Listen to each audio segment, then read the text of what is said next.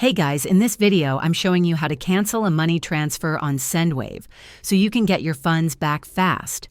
Whether the transaction was accidental or you need to stop it before the recipient gets the money.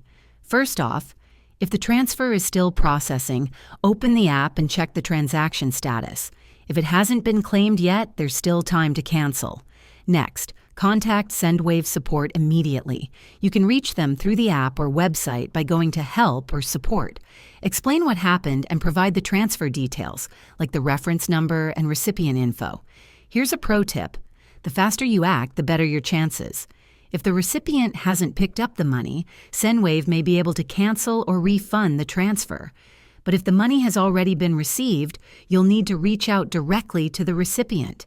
Once funds are claimed, Sendwave can't reverse the transaction. So should you panic? Not yet. Just move fast, get in touch with support, and give them all the details. Let me know in the comments if you've canceled a Sendwave transfer before, and if you got your money back. And if you found this helpful, hit like and subscribe.